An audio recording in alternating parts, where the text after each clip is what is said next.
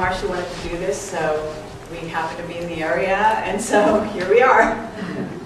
Could you explain Project Camelot? Sure, I'll do that. We are a website for whistleblowers from Black projects, and we also interview contactees and experiencers and authors and researchers. This is probably not important, but just because I deal with whistleblowers. Yeah, that's okay. So I'm going to turn that off. I just always have to chat.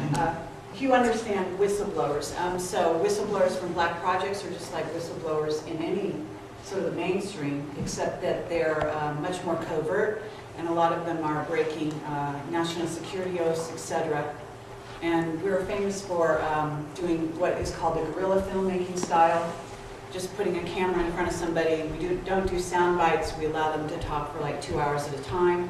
I'm not your usual interviewer, so, because I get a lot of flack. Some people love it and some people hate it. So my apologies to those of you that hate it. But what I do is I tend more to delve into and challenge and, and really go into a subject matter and try to bring out the person in ways that they're maybe not accustomed to doing. Because the whole mission that Project Camelot is about is to get the truth out. And what happens with whistleblowers and a lot of people that are giving testimony of any kind, there's a lot of programming often that takes place. And so I will occasionally interrupt and ask questions that throw them off track because I tend to get the truth when I do that. And so it's an interesting tactic, but in this case, Marshall, I've prepared him, but also he seems to be, more or less used to giving the truth as he knows it. So this won't be so jarring for him, as it is for sometimes some of my interviewees. So that's the overview.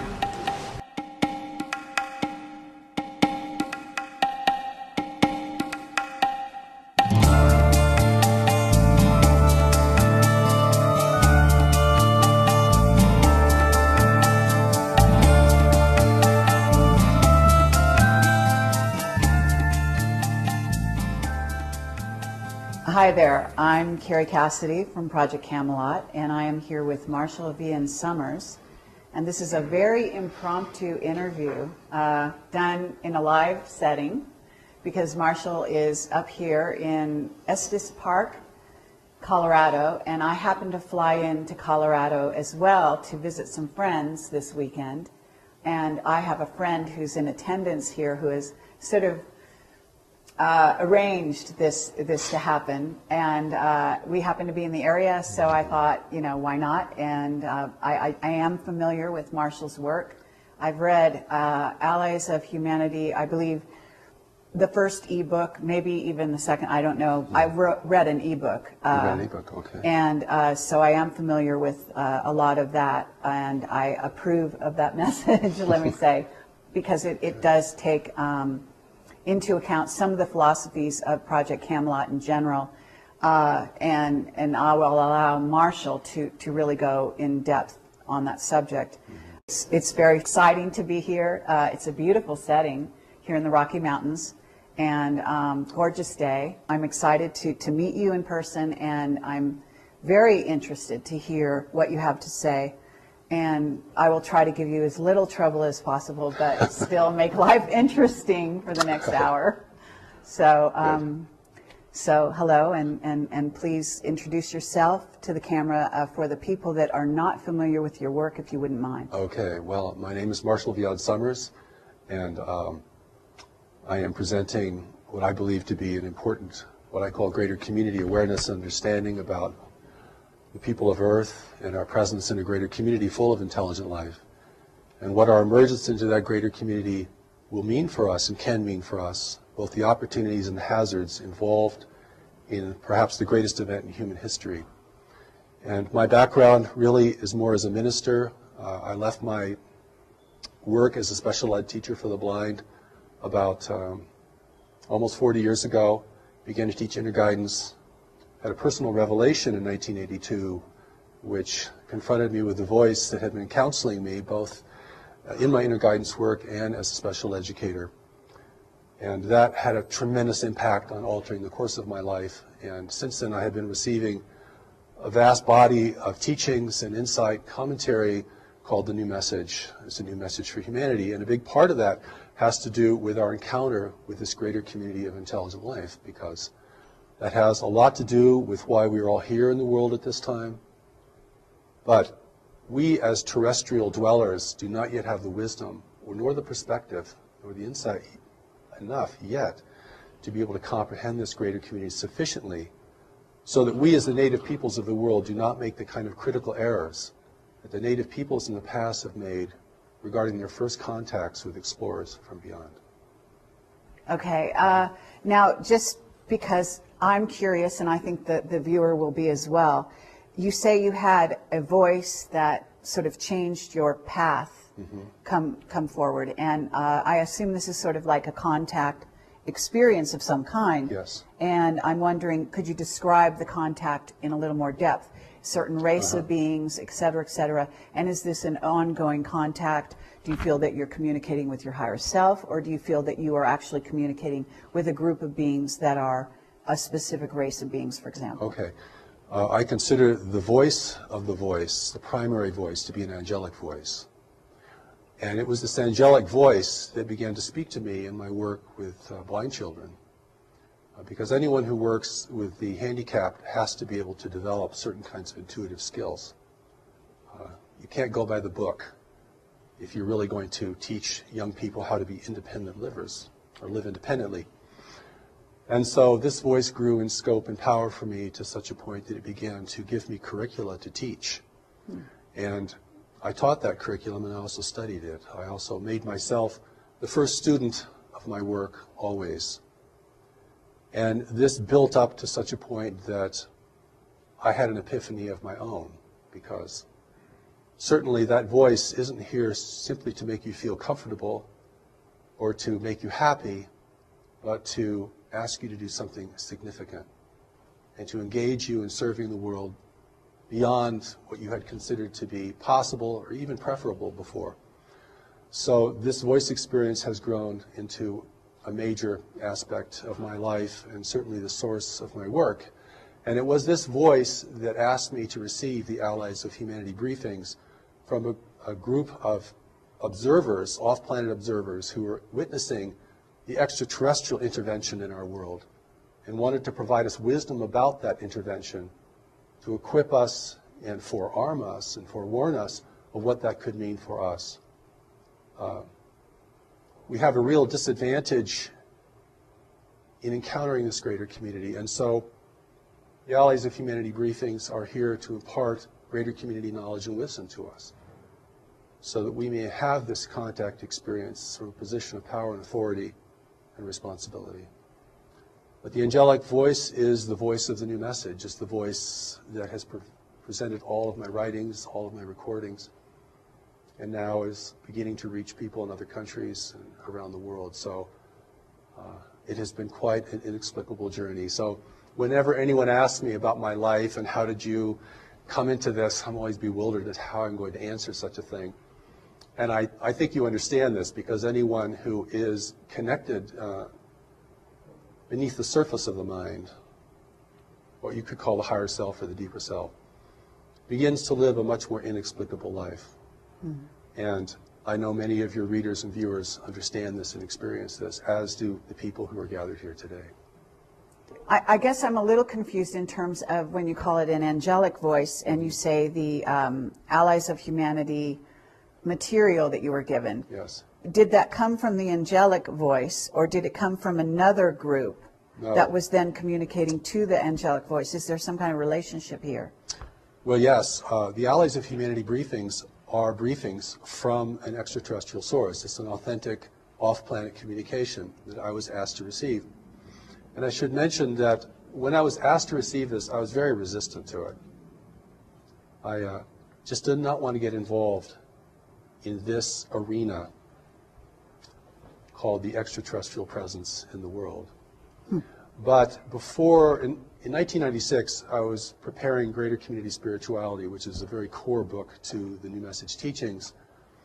And of course, it deals a great deal with the greater community, understanding God at the level of the greater community, understanding our association, our individual association with the universe full of intelligent life, what wisdom means there, the things that we do not yet understand in order to function there responsibly and effectively. And it was this voice that asked me to receive an off-planet source called the Aliados of Humanidade. And I finally relented because after a while, I mean, freedom is no choice in that sense. And that began the briefings, the transmission of the briefings.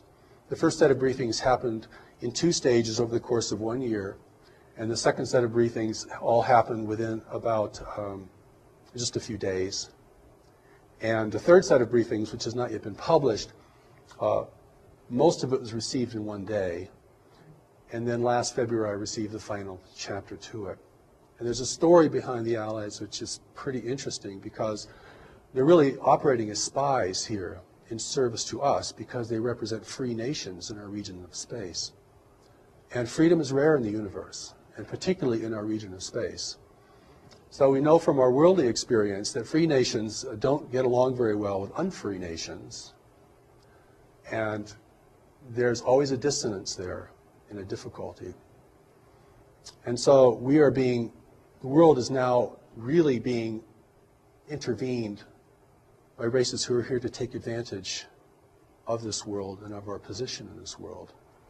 And the Allies briefings warn us about this, that this is premature contact, that humanity is not ready for contact. We do not have the social cohesion, we do not have the worldly wisdom. We're not prepared for this kind of engagement with races who can be far more clever and effective than we are, and who can exert much more control over the mental environment, a reality that we're only just beginning to understand. And so the briefings are really here not only to warn us, but to encourage us. Because what I see in the world today is that individuals and groups of individuals are losing confidence, not only in themselves individually, but in human institutions, human leadership. And of course, we all have good reasons to doubt human leadership. But this erosion of confidence in ourselves and one another sets the stage for the kind of intervention that is occurring in the world today, which is not a military intervention.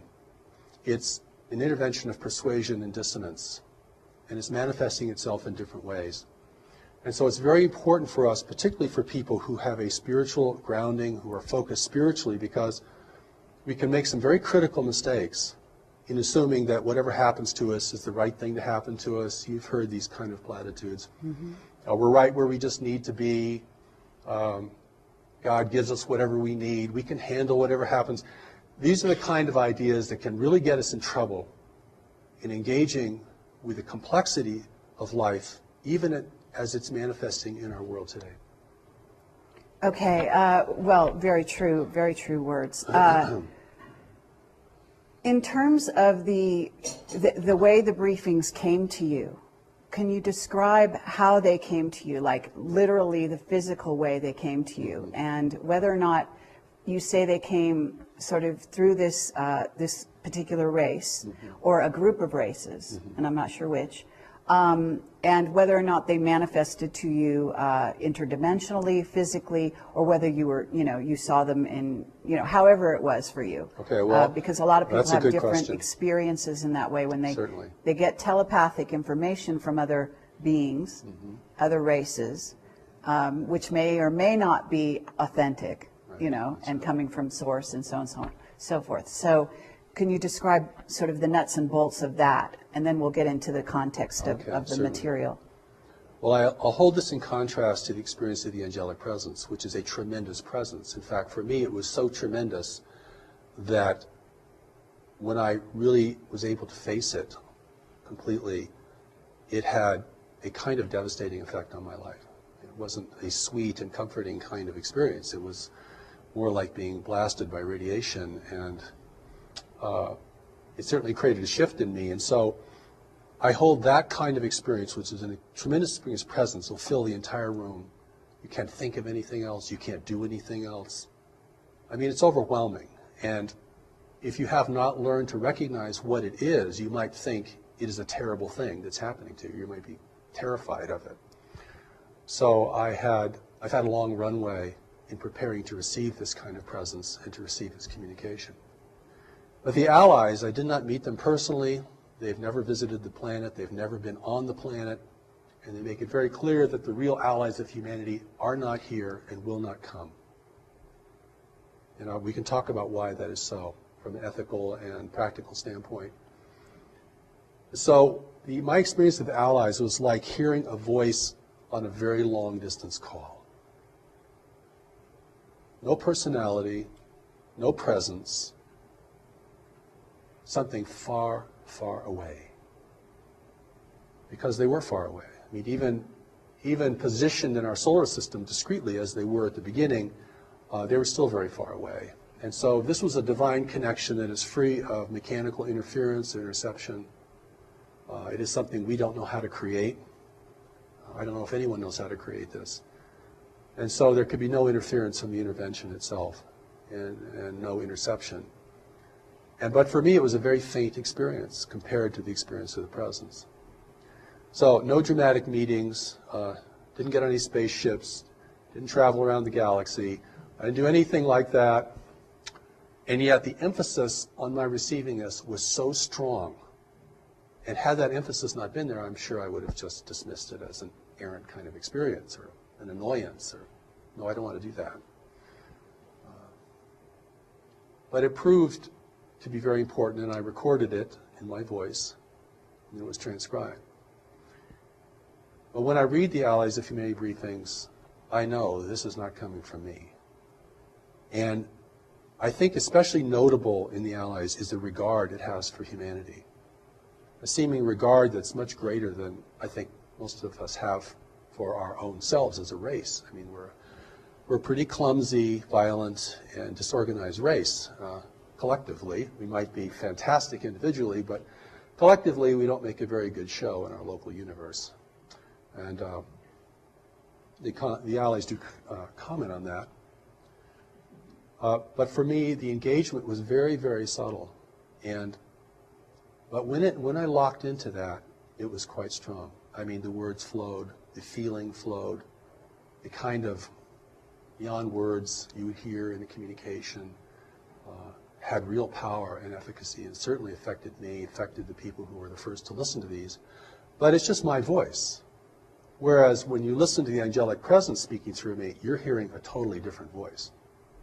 I mean, it has somewhat like my voice because it's using my body as a platform, but that's clearly not me. In fact, we listened to one of the recordings this morning in our conference, which we call the encampment, and I listened to that voice and I thought, I wish I could talk like that.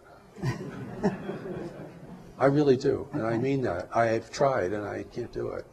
You have a 40-minute presentation, it's word perfect, every sentence is powerful, the inflections are perfect, nobody can figure out what the accent is. I don't know.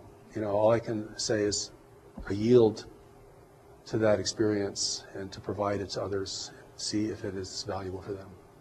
So I have a couple different directions I want to go, and I know we have limited time here, so I'm going to try to do it easily and quickly. But so in terms of, first of all, you heard it as it was a distant telephone call. So is it in your head a voice, and then you are sort of taking dictation, writing it down, or speaking it out? No, I hear it as a voice, and then that voice locks onto my voice, and then I can speak it and record it. Okay. It's way too fast for me to write. I've never been able to write these things down in the speed which they're given. Okay, but you're hearing, it's like a sort of clear audience. Faint little voice.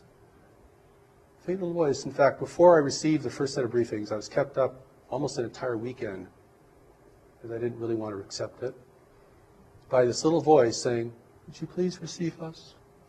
Receive us. Receive us. And this was like a ringing in your ear. It was so continual. It's like a repeating message. And but once I locked into the voice, I could speak it. And my inexplicable training has enabled me to do that. Okay. And once you started speaking what you were hearing, and you're saying on the one hand, you did this with the angelic presence in a certain sense. Then physically, I am assuming it was completely different. Completely different. The contrast couldn't be greater. Okay. No presence, no sense of anyone nearby. You're hearing something very, very distant. It's Nothing visual? No, it's like it's coming through a tube. Like someone's speaking through a long tube. Okay. And that's one of the ways that I knew there was something very different, and that's why at the beginning I was resistant, because I just didn't want to deal with voices I don't know, and particularly if they claim to be off-planet and physical and things like that. But what they reveal, I think, is pretty remarkable and very clear and very shocking, and not only shocking in terms of what we don't know, but shocking in terms of what we have to might reconsider that we think we already know about the extraterrestrial presence and what it means for our world. I'd love to go down some of these paths very deeply, but at this moment, let's talk about what it is they are talking about. What are some of the main premises that they brought forward for the people that don't know? And I know that some people, certainly in the audience, are going to be very familiar with this. But if you could delineate out some of that information, Certainly. maybe quickly and concisely, and then we can go deeper into sort of the nature of some of the things you have more recently gotten. That's good. First, they want us to know that there are free races actually out in the universe. And that the universe is governed by nature, and no one has been able to overcome nature. Now, this is very important because we think technology has no end, and that it can replace all the constraints of nature. And they make it very clear that the more advanced a race is technologically, the greater its need for resources. The more it has to be engaged in complex arenas of trade, the more it has to be uniform and undemocratic, and the more it's actually vulnerable to having access to what it needs from the greater community. And we live in a highly populated part of the universe where there's not a lot of frontier, where there are very strict rules of trade, a great deal of control over territory. It's not the Wild West out there, free for our taking. And war has been suppressed in this region of space. Conquest is suppressed. So if you want to gain influence over another world, you have to do it through other means. And the other means have been cultivated to a very high degree. We're talking about persuasion and deception. Okay. And here we are, the native peoples of the world, thinking that we're in the center of the universe, that if anyone would come to visit us, they would come to help us, most naturally, because we are so important to the cosmos. And, we, of course, want higher technology because we want power. And we have problems here we can't seem to deal with, global problems, resource depletion, climate change, political corruption, a growing dissonance between nations over who have access to the remaining resources of the world, just one example. And so we feel very needy of help. See what I'm saying? And so the Allies briefings make it very clear that those who are in the world today will present themselves as agents of change and beneficial change for humanity. The world cannot be militarily overtaken because it would destroy its value. None of the races visiting our world can live here because of the biological hazard. So they need human assistance. They need us to use the planet the way they want it used. And they'll even use all of our infrastructure. And the reason that this is new and not ancient is because only in the latter part of the 20th century have we created an infrastructure that foreign races can utilize. The native peoples couldn't do anything for them. Okay, well, what about the times of Atlantis? The world's been visited throughout its history. There have been attempts to colonize the planet. They've all failed because of the biological hazard. And biological hazard is a very big deal in the greater community, and we can certainly talk about that if we have any time. And I think the Allies' intention is to warn us that there are different races of beings here, but they're all part of an intervention. And there are competing groups here in the world. And they're multiracial. So we may see them in different forms, and they can certainly project forms. I don't mean that mysteriously, I mean that technologically. I mean, they can project images holographically into our environment. And they will use our aspirations, our greed, our corruption, our uncertainty, and our insecurity to build their importance. And certainly, even at this point, they have enough human representatives and apologists in the world that will promote their importance and the idea that humanity cannot make it on its own, that our leaders are incorrigible, their institutions are too flawed to be redeemed, and that we must have their health and their brilliance and even their spiritual enlightenment in order to redeem ourselves and to take care of our world in the way that we might aspire to. Excuse me.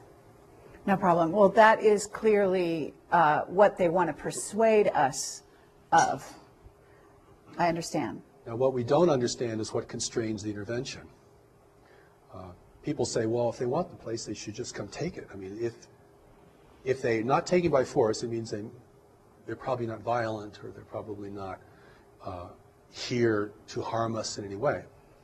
But see, there's so many missing pieces to this puzzle that we can't add, that I think the briefings attempt to add in the most clearest and lucid manner possible. I mean, you know, your 10-year-old could read the Allies of Humanity and get it.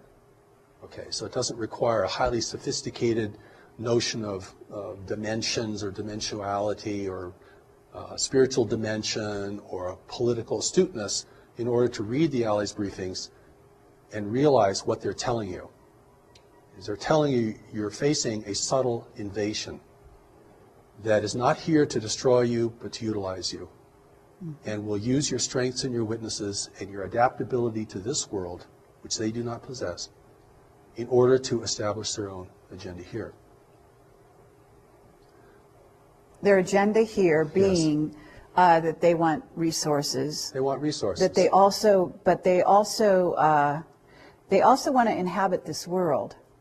It appears. They don't really want to inhabit it because they can't. All they can do that is through genetic manipulation. But even genetic manipulation is a very time-consuming and difficult task. And that's why the intervention has taken a very slow pathway. It just happens to be the most effective way to ingrain yourself in the consciousness, in the biological reality of another race. Okay, and at this point, you're talking, do you want to talk about the various races that are involved in this sort of covert invasion? Or, you know, do you want to delineate out some of those races? Because obviously there are many, and we can't, you know, we can't list all, you know, 57 or more, because those are, you know, some of our intel that tells us that at least 57 races, but quite possibly more. That's right. And do you want to, at least for the listener, because I know that you're using terminology just in your phrasing, that if people aren't quick and don't already have a background in this, they might actually have misunderstood what you said, because you'll say foreign, and they may think, well, you know, we're in the United States, maybe he means France, you know, and I just because, you know, I catch it because obviously I'm used to thinking along these lines, you know. But what I'd like you to do is, we're talking about an invasionary force, because people are very sort of hyped up on the notion that, oh, maybe we'll be invaded sometime in the future. A lot of movies bring that possibility forward. Certainly. But the fact is, we've been invaded, and we're being invaded as we speak by all of these races that you're describing. And so let's name some names, if you don't mind, just briefly, before we move on. Well, first of all, there are no names given in the Allies' briefings. They do not describe where they're from because they want to protect their free worlds. Yes, I noticed that. They also do not describe in names the races who are here because it would be meaningless to us, or it could certainly generate a lot of fantasy and speculation. What is important to us is to know that those in our world today are resource explorers, and they are working beneath the rules or around the rules of engagement that are established in our region of space in order to have access to our world. If it appears to outside observers that their presence here is not resisted or denounced, then they have, within the rules of engagement in our region of space, they can be here without setting off alarms to their competitors or establishing official oversight problems. The official oversight is there's no government ruling the universe, but there are governments ruling trade. And trade rules everything for advanced nations that are interdependent with one another. And that is where the control is demonstrated. Advanced intergalactic nations. Yes, intergalactic. Advanced nations. And there's so many things here that, whenever I talk about this, I have to kind of paint a picture in the background because the picture is very different than what most people think today. We either think that the off-planet intelligences and races are either very demonic or very angelic, or we think there are good ones and bad ones. There are good guys out there who are going to help us, there are bad guys who are not going to help us. The briefings themselves kind of set the record straight that in order to create an unambiguous situation on Earth, those potential groups who were visiting at earlier times are not here because we don't have the ability to discern, we don't have the subtlety or the insight to discern friend from foe. You cannot tell an ally from an adversary unless you're very skilled in the mental environment. Mm-hmm. Very intuitive, very insightful, literally a seer. Mm-hmm. Okay. Because they're presenting themselves as the saviors of humanity. Mm-hmm. And in the background, they're taking people and never returning them. In the background, they're building a new human. Not to replace us, but to determine our direction. I'm often also asked, and I never like these questions very much, but I'm often asked, is our president an extraterrestrial or as our leaders? I think the thing to understand here, because I've had an opportunity both through the Allies briefings and through the greater community teachings of the new message, which go way, way beyond the Allies themselves, is that those individuals that are being prepared to be in the world are here to advise the leaders. Mm-hmm.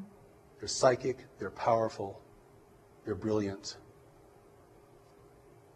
You can recognize them if you have the eyes to see, but most people will not recognize them. Mm-hmm. They're not in positions of leadership, they're unaccountable to the public, you will rarely see them on camera. This is how an intelligent race gains ability and influence and control without the people knowing it. Certainly, because they don't realize they have somebody to rebel against. That's right. They think that they are in alignment, mm-hmm. at least those that are following that particular right. person or group. Okay, so we have also, you made an interesting statement a ways back in which you said that in this area of I guess you said the galaxy, mm-hmm. they don't allow, there's a lot of control and they don't allow war. That's right. And what I got was an overt war. And I wish you could talk about that a little more because that's an interesting statement. And, understanding in when I'm talking to you is what I have is a body of knowledge that comes not only from my own intuitive information, but also from the contacts, the whistleblowers, and the people that are feeding me information behind the scenes. So I have gotten some descriptions that dovetail, if you will, some of the things that you're saying. Yes. And, too strong a way to put it would be evidence.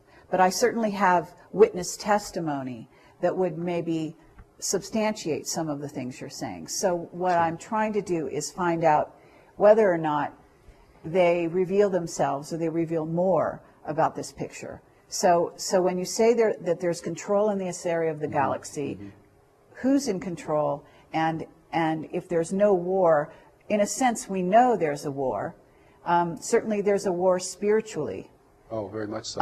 And so, but there are ways that this so-called war manifests, and it sounds like there's limitations in the way the war can manifest in this area of the galaxy. Limitations is a good word. Large nations, if they become involved in networks of trade, have great influence over each other. And it's a very competitive environment. The universe, our universe that we're going to have to deal with, isn't a big frontier with a bunch of uninhabited Earths out there that we can go migrate to when we've just completely used up this one. I mean, and this reality is a very competitive reality. And so the skill in mental environment, the skill in persuasion, the skill of seers, the skill of things that we might hold to be very spiritual, but now have been used or are used in a very mundane and even invasive way, are used a great deal. I mean, once the rules are established, everyone figures out a way to get around them, or to skirt them, or to operate within them effectively. And of course, we're like the young child that goes into the big city. We don't know anything about the social reality, the political reality of that metropolis. And it's our naivete and our innocence that makes us probably endearing. I think you get this sense of endearment when you read the Aliados briefs. They really think we're very sweet, actually. But they also indicate that, you know, some things we don't know that could destroy us. Mm-hmm. And not having any idea of what the reality is beyond our solar system is a tremendous disadvantage. So those forces in the world today are not, you know, operating in a military sense, but they're infusing themselves into the hierarchies of religion, government, and probably even more specifically or more greatly in commerce. Okay, but we do have war on this planet, Mm-hmm. and it is orchestrated, even from behind the scenes, by these so-called persuasive contacts or entities or races, as you call them. But there's also, from what I understand, there's also literal war taking place in the solar system and outside the solar system between some of these races.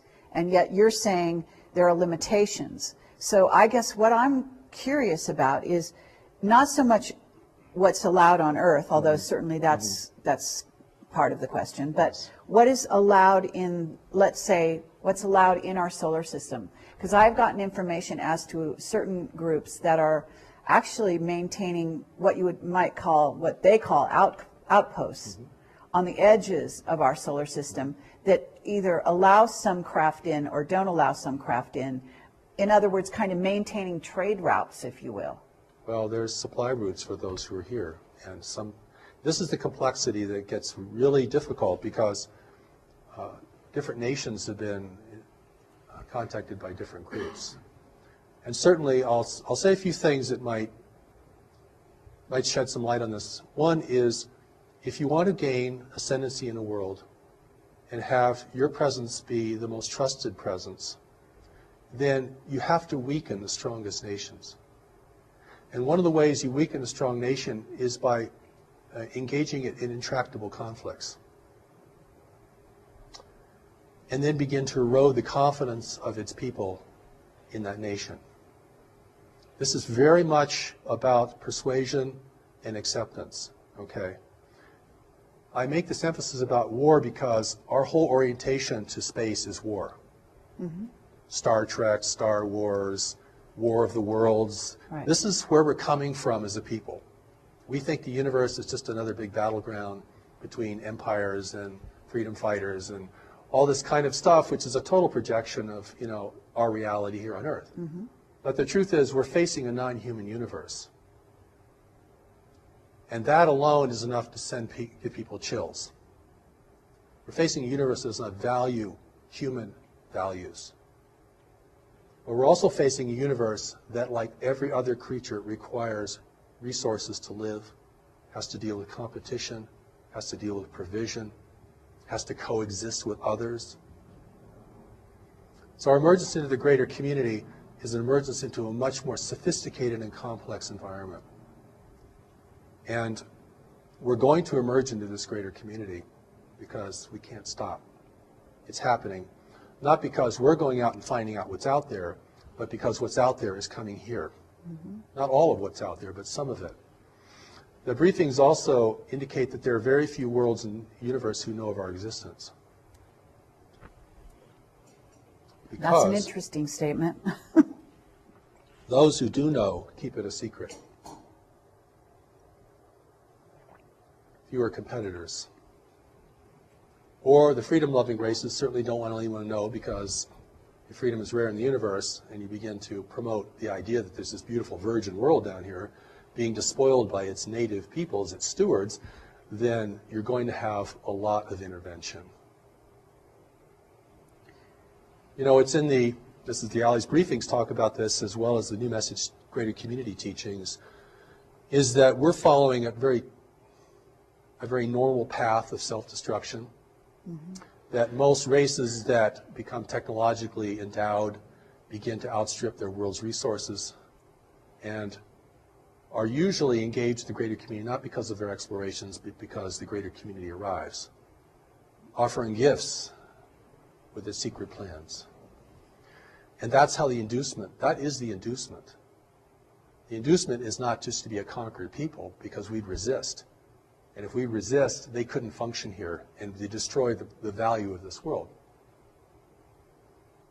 But if we can submit, and if our desires and our ambitions can be enticed, then that's the best weapon there is to make the enemy drop their weapons and join you according to the engagement that you present. Okay, so on a certain level, what you're talking about, because as above, so below. So there's a certain level at which I can use certain phrases like being co-opted. So if I'm here on Earth and I have a corporation and I co-opt the opposition by bringing them on board to my agenda, or even a portion of my agenda, and not tell them about my hidden agenda, then I'm co-opting them, because they're, you know, if I'm Coca-Cola, I get them to, you know, to drink my Coke and maybe make a great deal with them. And if they're a lesser power, you know, a lesser powerhouse, corporate speaking, in the world, then they come on board and they think, oh, they got lots of bells and whistles and they get to be my so-called friend. But in reality, that's not really what's going on there, right?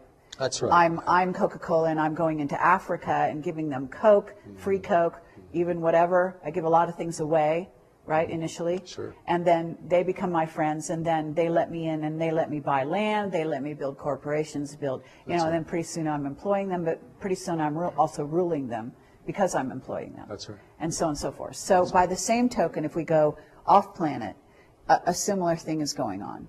We bring in, they bring in the bells and whistles, which are free energy, you know, technology to go off planet. The idea of terraforming other planets is very appealing to a race that is despoiling their own planet, right? Certainly. So there we have techniques to go off planet, to make going off planet more easy, and also to inspire them to possibly go to other worlds where they can then create a safe place, especially under the juncture of where we are now at, where this world is not only on a precarious road in terms of being spoiled by technology, but also by our misuse of technology, but also by earth changes that are imminent and beginning to happen.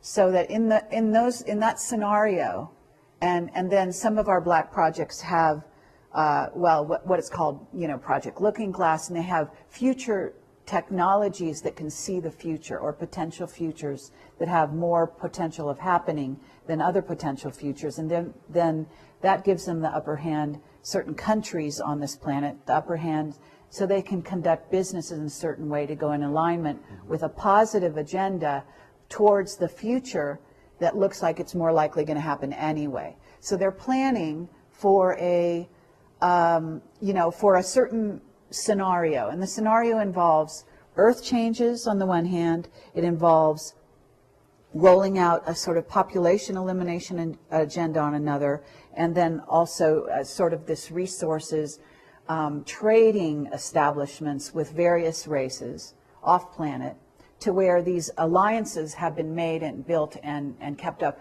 with the promise of greater benefits for the future, whether it be China's dealing with one race and told they're going to get benefits in the future of this, that, and the other, and ultimately they'll be the new rulers of this earth if they do play ball. And then you get the United States, who's had alliances with various other groups for a while, who has been told the same thing. And then you pit the two countries against each other so that they're always in a little bit diminished state or state of sort of semi-hysteria, or at least their militaries are, and so on and so forth. So it's easy to causing dissension in a playground between two bullies. If you get the bullies fighting with each other, they're not going to really be watching what you're doing anyway, and you're over here sort of taking their gold and telling them, you know, it's a good thing for you because you're going to back them in the future and all that kind of thing, right? I think you begin to get the gist. This is very, it's a Sorry very, for very that. well, no, but it's very well said. And we're, you know, even today, even in the world even without an extraterrestrial presence here, I mean, we're starting to learn about the power of influence. You know, this is not, in most places in the world, this is not gunboat diplomacy anymore. This is about dependence. A nation becomes dependent upon what you purchase from them or provide them, then without changing their flag or their language, you begin to determine the course of their destiny. Mm-hmm. You don't really want to occupy them because that is way too expensive and difficult. You don't want them to resist you because that's way too difficult.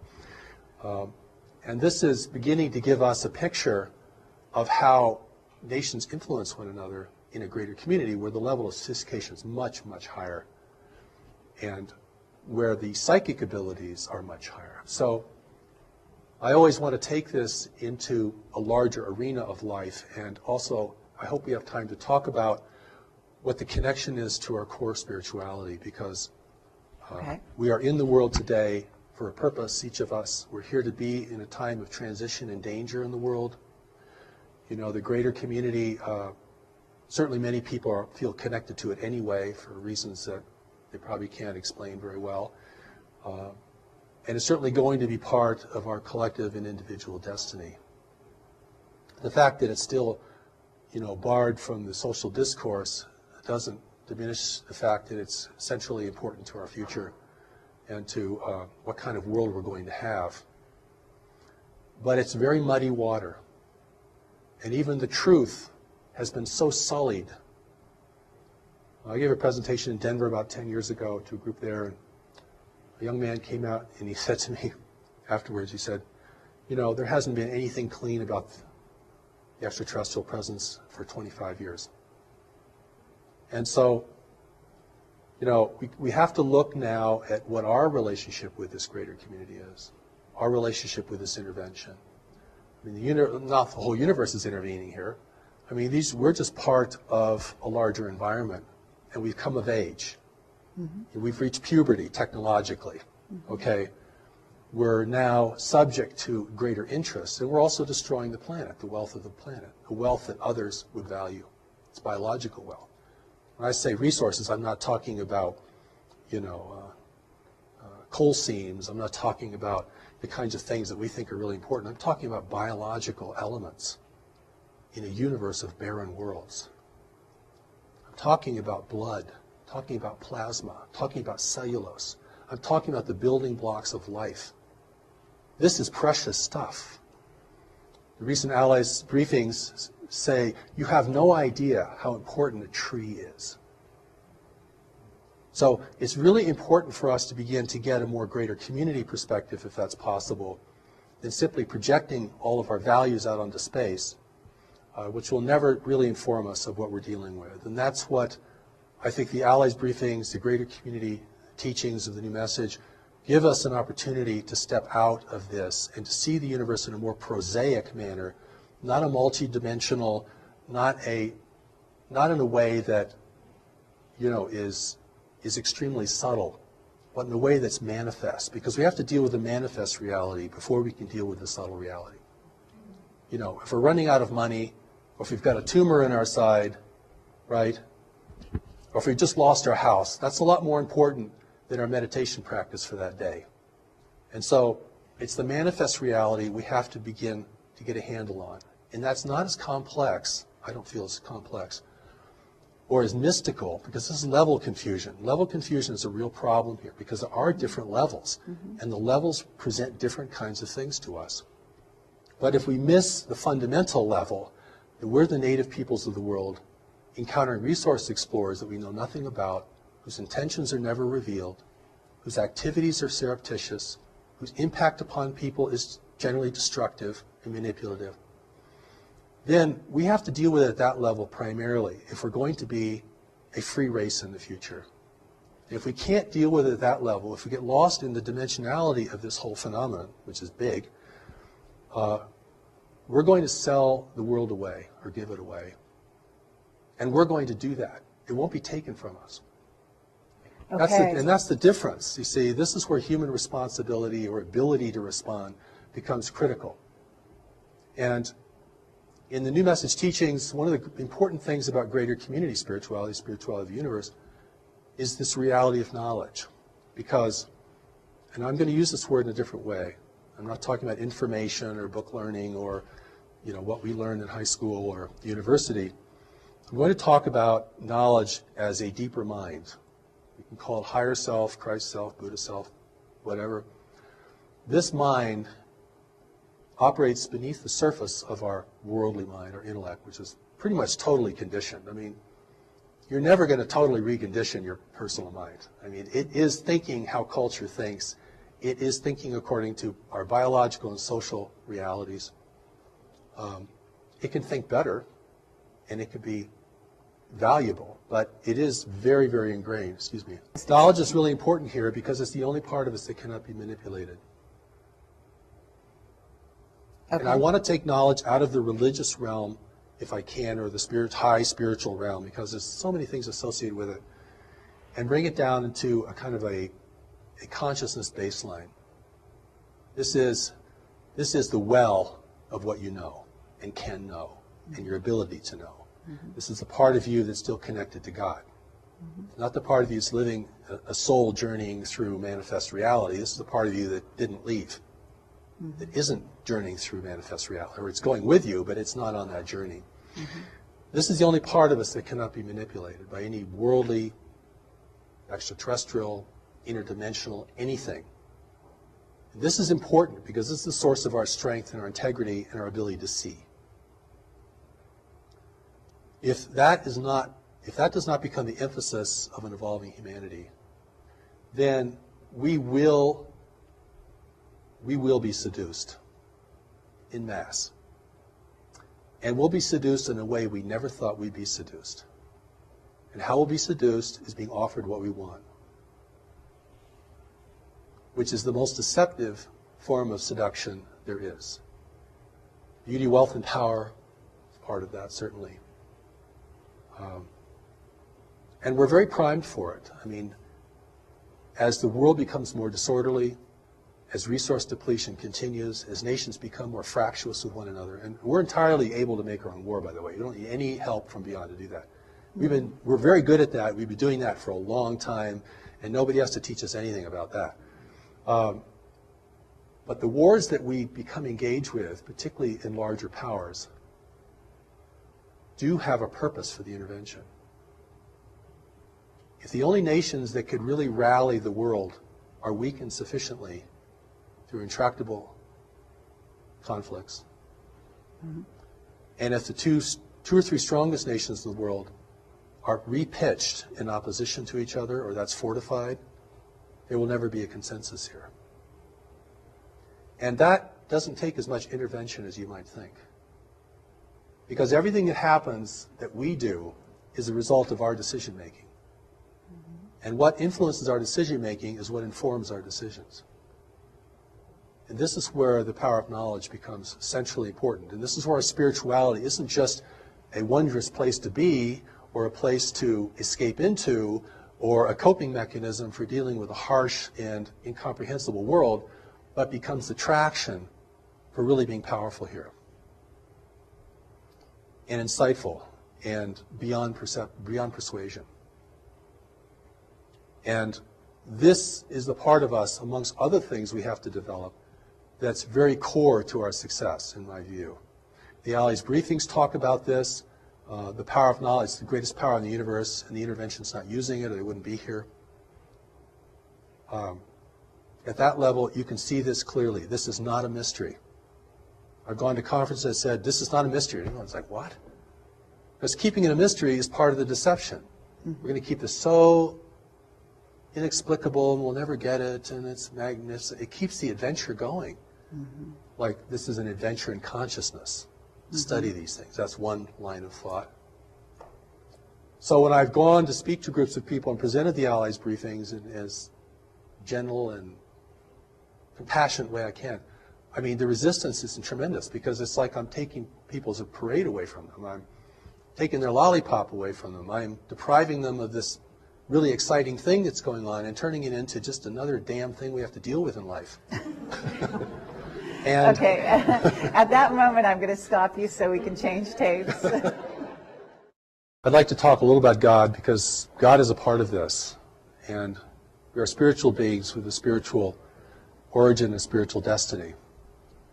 And I think our spirituality is actually one of the core strengths of humanity in a universe of highly technological and secular worlds, which predominate in our region of space. We do not need to look for other races to spiritually enlighten us. We actually have the materials to do that ourselves, and have actually done fairly well in keeping the mystery alive here, where it's died in many, many other places. When I talk about God, I'm not talking about our various belief system in ultimate power. And of course, whenever the word God is mentioned, people run into all their dissonance about religion and moral issues about religion and organized religion and so forth. Except to say that the thing that is going to enable humanity to enter into this greater community as a free and self-determined race is going to have a lot to do with our spirituality. And I don't mean our spiritual belief or the subtleties of our spirituality. I'm talking about the part of us that is connected to it firmly and immutably. Because if that's the only part of us that cannot be manipulated by any worldly or otherworldly force, then that represents the source of our wisdom, our strength, and our unity with each other. Because in facing the intervention in the greater community, we are certainly facing an adversity that we're unaccustomed to and do not really know how to discern very well. And I don't think anyone in government really knows how to discern it either. I don't think there's a secret group that's got all the cards on the table.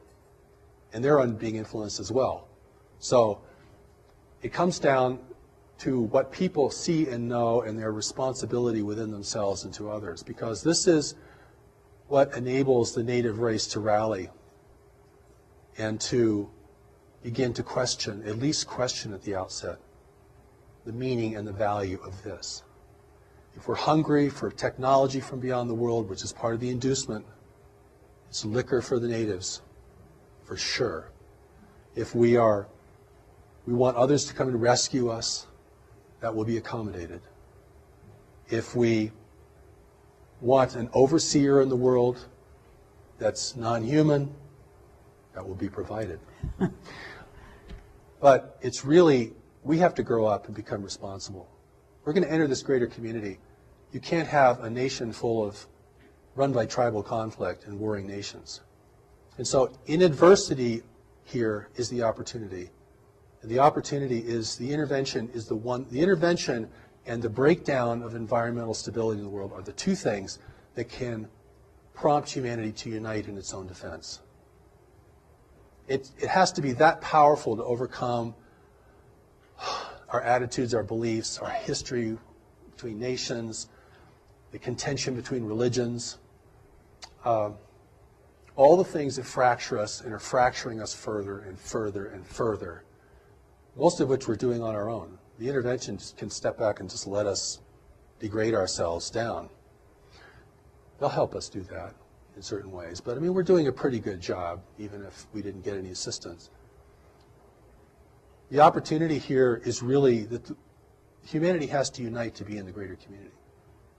There are three requirements for freedom in the universe: self-sufficiency, unity, and discretion. Now, we're clearly losing our self-sufficiency at an alarming rate. And we're spending tomorrow's inheritance like there was no inheritance. We're selling our children out, frankly. We're going to use up everything as fast as possible, always thinking that the well will never go dry. And the world is going to reshape itself to assist us in that as we degrade the planet and change its natural balances, which have enabled the rise of human civilization. Those balances, if they become imbalances, can reverse that process. We have to become united, not that we're all clones of each other or we all live under one flag, but the cooperation is, united we survive the greater community, divided we fail to it, we fall to it, eventually. And the third is discretion. We're broadcasting out into space our wars, our foolishness, our comedies, our tragedies, everything. Discrete observer may never understand our nature, but they can certainly understand our tendencies and behavior. That will have to stop. Free nations do not broadcast, except to each other in ways that are very safely encoded. The price of freedom in the universe is unity, self-sufficiency, and discretion.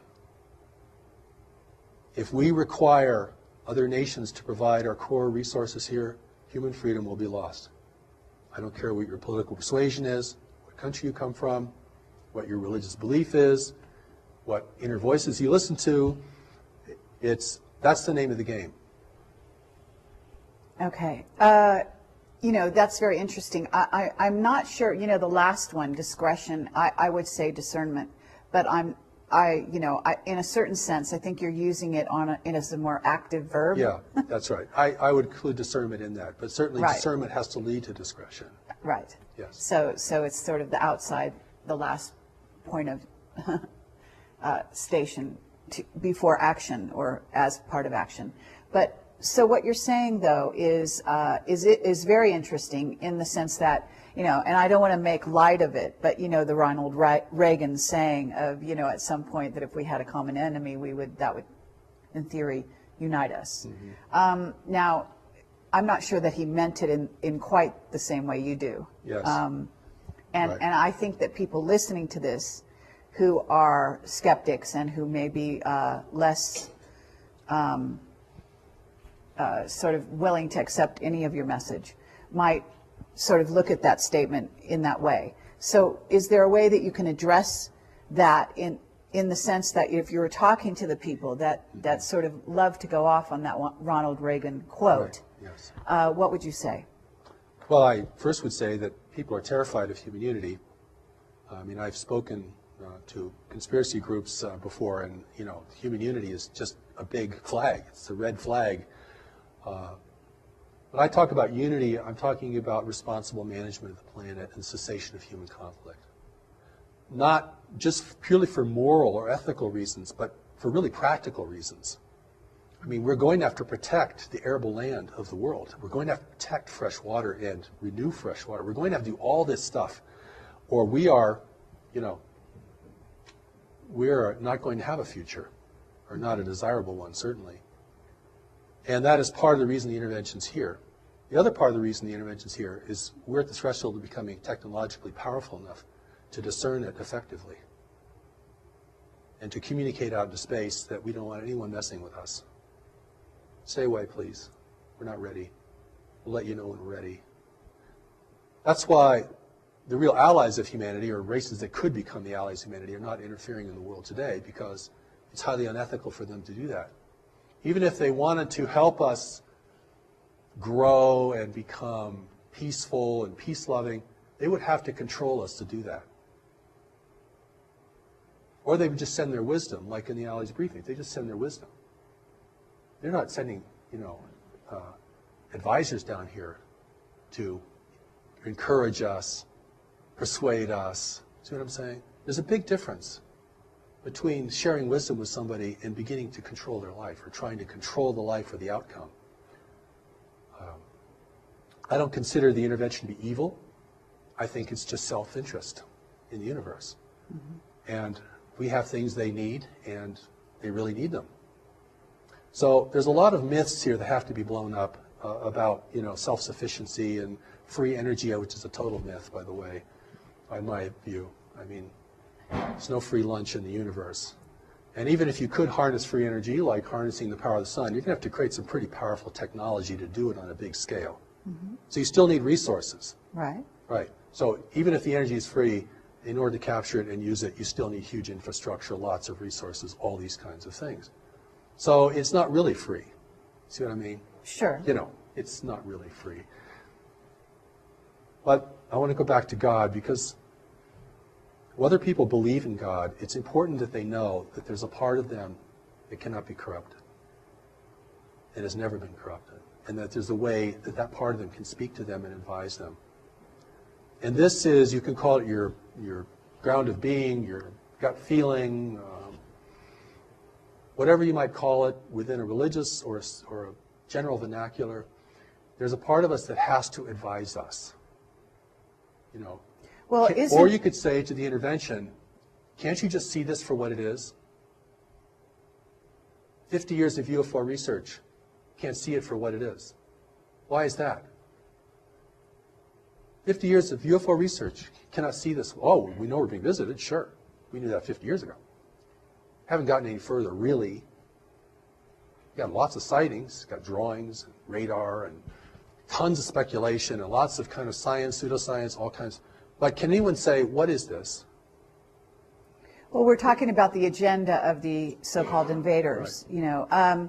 But what I'd like to get back to this idea of what you're talking about, which is sort of humanity's core essence, if you will, which might be the terminology I would use. But on the other hand, I also noted that a while ago, you related to a soul as not being the same thing as this essence that you're speaking about.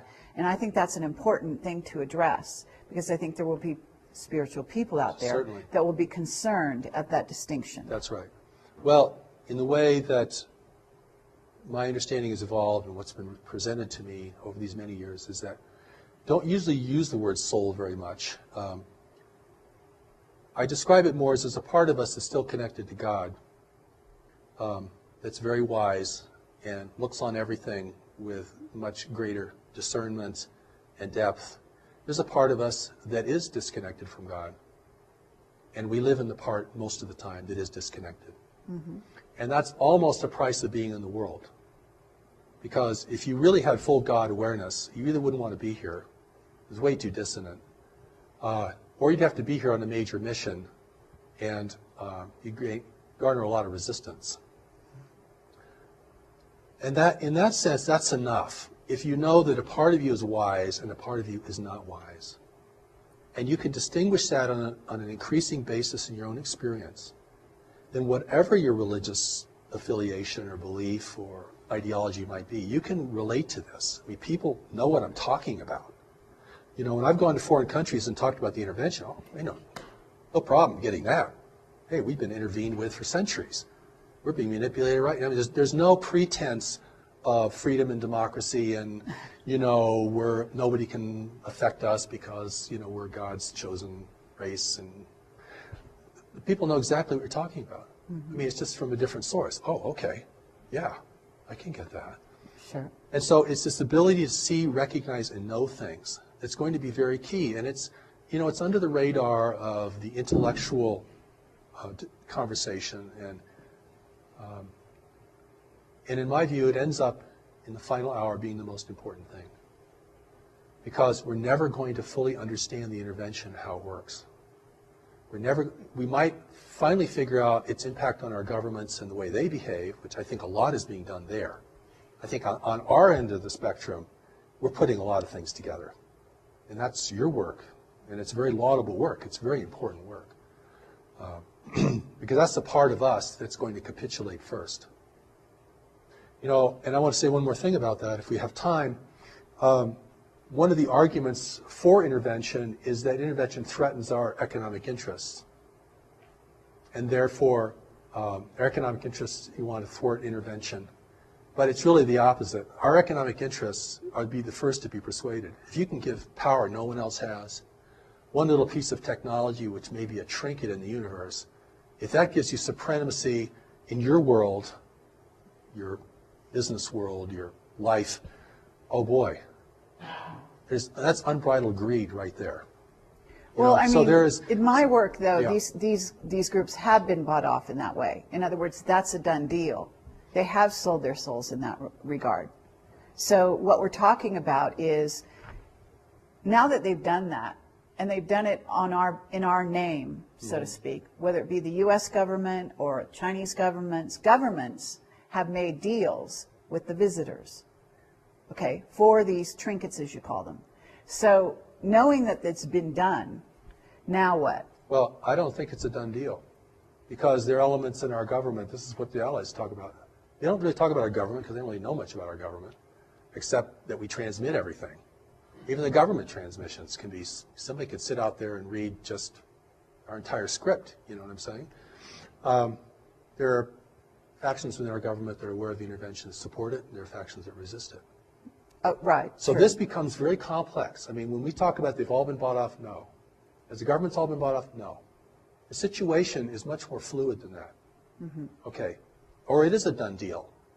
And we're just, Depends who we're underlings talking that are about. just going to complain and revolt and, make a lot of noise, and nothing's going to happen. The situation, the outcome has not been determined. Okay. And this is very important. Otherwise, you're really going to disempower people. Mm-hmm. And it's a very complex situation, because we're talking about influence permeating lots of parts of our life, and in ways that we are beginning to understand. The other part of this equation is the intervention itself.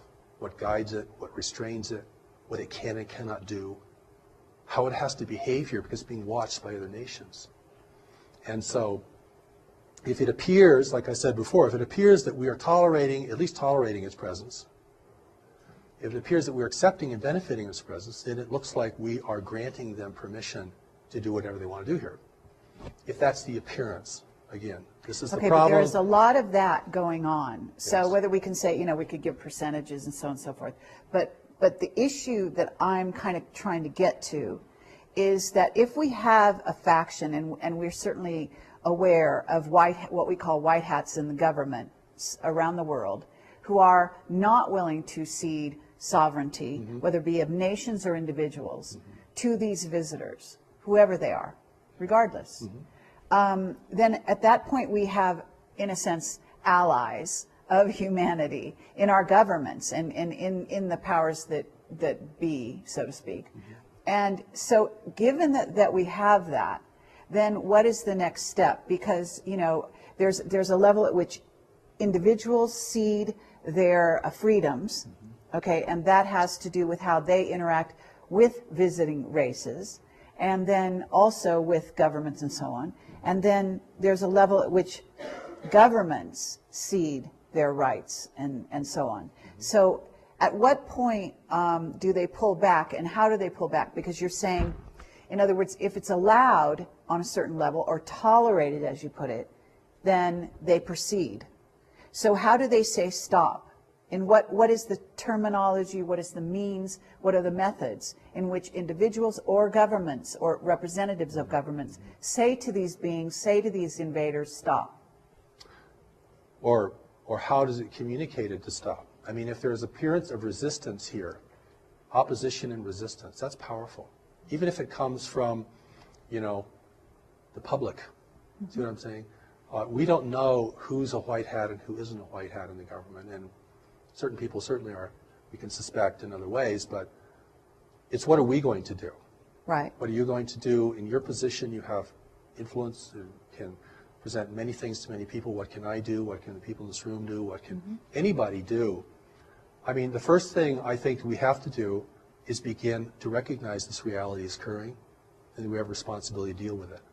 If we think it's all going to be our government that's going to negotiate the outcome, we've already seceded our personal responsibility, regardless of the makeup of the government. I mean, the government may be more diluted than we are, and much more influenced. That's very likely. And so, My view, but And that is, it's really, this is a real power to the people kind of message, you see. And I mean, even if you broadcast on shortwave out in the universe, you know, we don't want intervention. We don't welcome intervention. You know, anything, any demonstration of resistance. You know, I've been invited to speak at conferences, and I'll go to these conferences. I'm the only person who questions the extraterrestrial motivation. Everyone else is completely sold on this. It's groovy, at least some of them are good. And we're going to get into this because this is really exciting, and boy, we're going to get so much good stuff from these people. But we know as human beings that if you want something from someone, you can never discern them. You want something from the intervention, you've already given your power away. You're going to be blind because of what you want. Sure. Or what you think you need, or what you think only they can give you. And what can they give us? They're not going to give us real technology. We turn into weaponry and probably, you know, destroy the infrastructure of the world. They're not going to give us spiritual wisdom, or we wouldn't want intervention. They're not going to give us, you know, high integrity, because if we had high integrity, we'd realize we're being messed with and we want everyone out of here. You all go home, please. We're not ready for you. We'll let you know when we're ready. When we establish our own rules of engagement in this planet and our own ethics of contact, then we will see who amongst we want to communicate with. That's become a position of power and authority. Listen, the Japanese kept the Europeans out for 200 years. And how they did it was they burned every ship that entered their region. Not very nice. But the message got pretty clear. And after a while, the ships stopped coming, right? So, you know, if the Native Americans had done that in the United States, we might have a different nation today. White people would be the minority. At a certain place, someone could say to you that if we are where you say we are, you know, what if I said to you that we are ready? Okay. What if I said to you that the information that I've gotten as Project Camelot is that consciousness on the planet is higher than is given credit for, going along the lines which you even are saying, which the Allied briefings, as you call them, say. And this is something I talk about when I go out and speak to groups, which is the amazing powers that reside in humanity that we don't give ourselves credit for. Yes. The amazing riches and skills and gifts that each and every person bring to the equation here on Earth. And that actually even superpowers are within our grasp.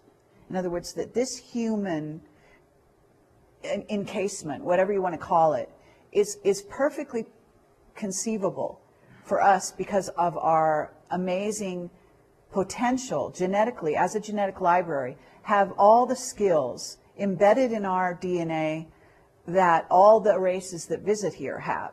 In other words, they don't have something that we lack. We do have access to those things within ourselves. It's just that we don't know it. We don't develop it. But at this moment, I also think we are on the verge of, if you want to call it, you know, I would not say, as Jack Nicholson says, you know, you can't handle the truth. Actually, I say we can. And actually, speaking for this, you know, humanity here, I say there is a huge contingent, in my view. They write to us every day. Now, maybe I'm overly optimistic, but I feel that consciousness is at a place where they are ready. And so, just to wrap up, what would you say to them? And I think some of your advice, or the Allies' advice in a certain sense, if you want to call it advice, is very pertinent. Because if we are on the verge and we are ready, then what's the next step?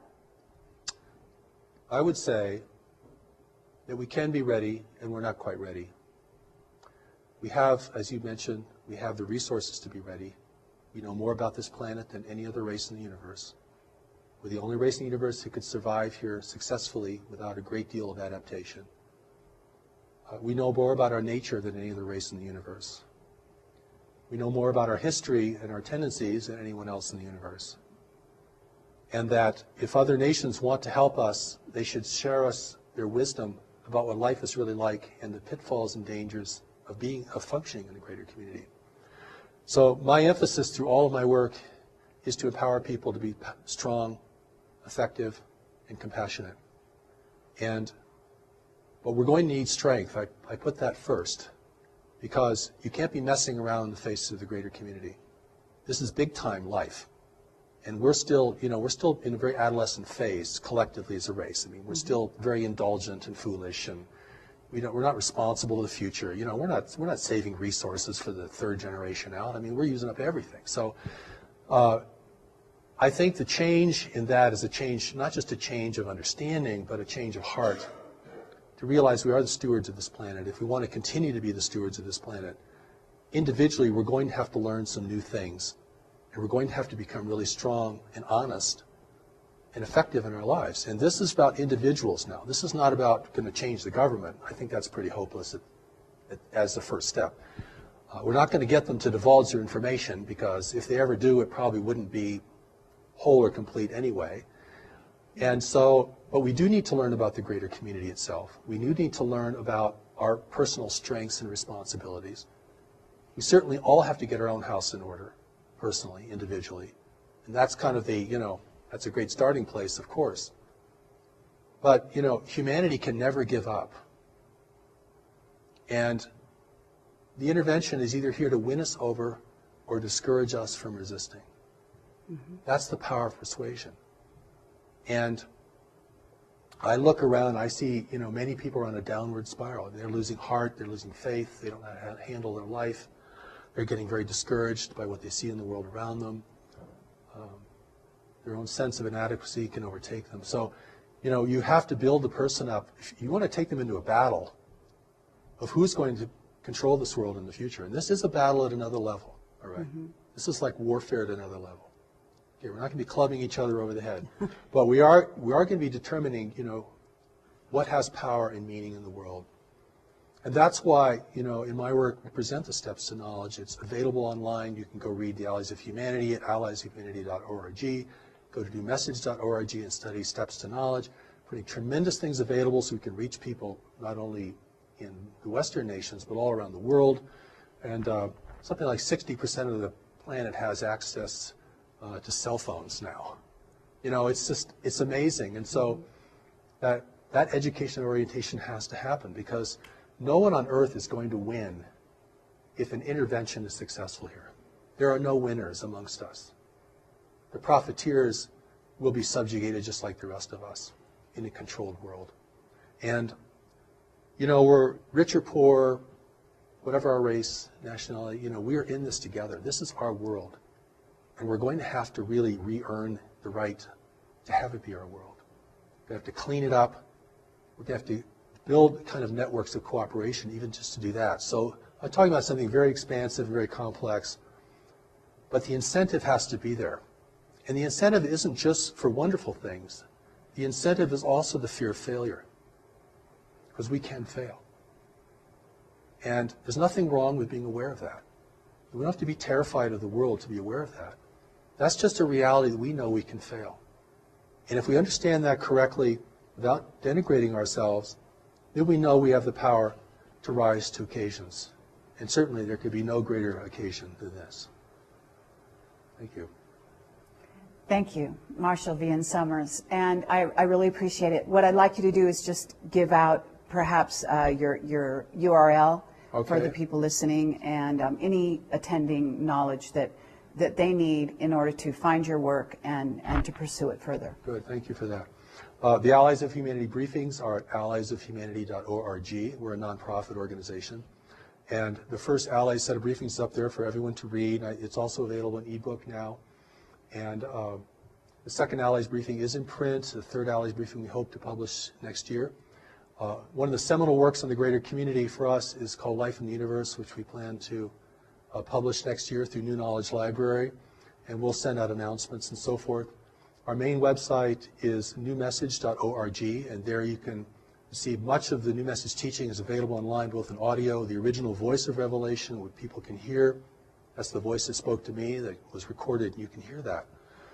As well as, we made a tremendous amount of things available to people, as well as elements for study and application, greater community education, all these kinds of things. We really want people to have access to this, and we welcome your participation. There is the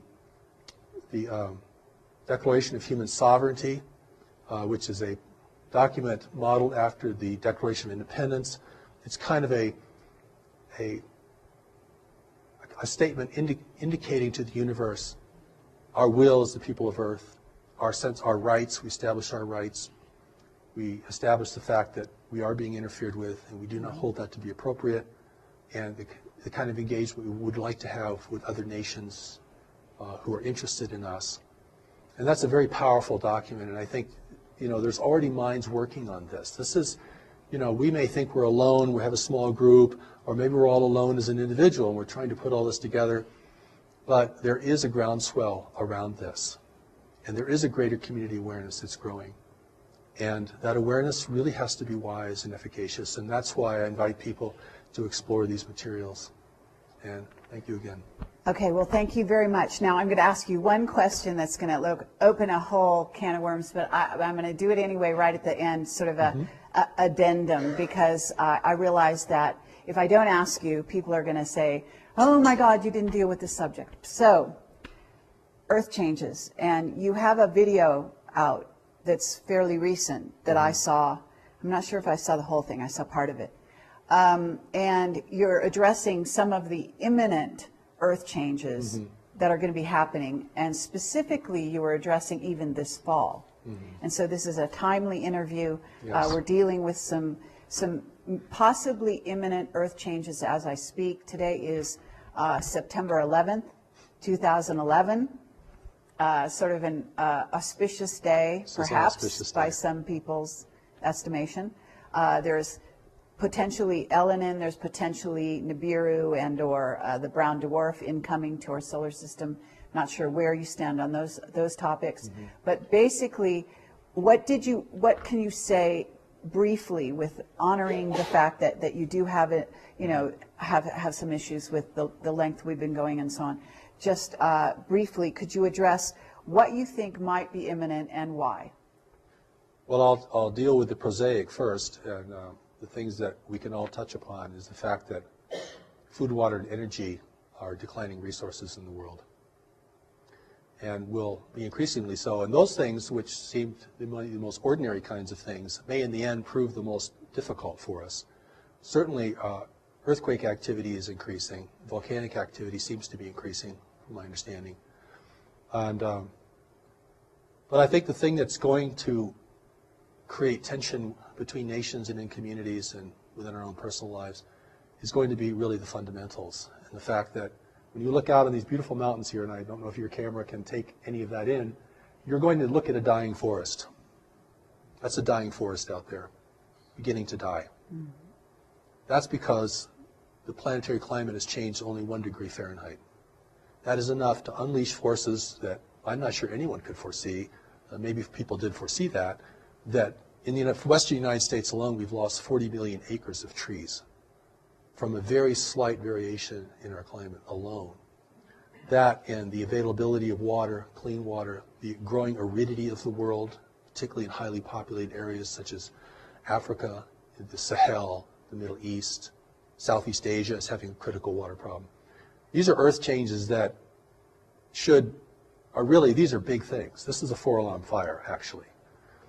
The other background things of increasing volcanic or seismic activity is going to have its impact as well. And I know there are other people who feel there are celestial forces that are increasing the frequency or the pitch of this, and I do not want to comment on that. I don't feel I really know enough about that to comment on that respectfully. But clearly, the pitch of the world, the intensity of things is escalating. And even if you come to a beautiful place like in the Rocky Mountains here, you can feel that escalation. I mean, young people are committing suicide and capitulating into drugs like never before. I mean, this isn't just uplifting people. This is also wearing us down. The pitch, the intensity, not just of more activity, but the actual intensity of the mental environment. And it's really something. And to keep your head in all this, you have to become very strong, very grounded in knowledge, and very appreciative of the greater powers who are here to assist us beyond the visual range. And I think that, we have to accept that we're entering into a new world. We crossed some invisible boundary that said, oh, now we're in a new world. And This isn't going to be like the world of our parents or our grandparents. I mean, we're entering a world of environmental shift. And we've dealt with that, on a national or tribal level in big ways through history, but not on a global level. And that is going to change the landscape so dramatically. It could change our whole idea of religion, could change certainly our governments and their functionality. It will be a great incentive to war, even without foreign persuasion, as a growing number of people attempt to drink from a slowly shrinking well. And the only way that you can prevent chaos and decline is by a growing sense of unity and compassion and the awareness that we're in this lifeboat together, this lifeboat called Earth. Thank you. Thank you.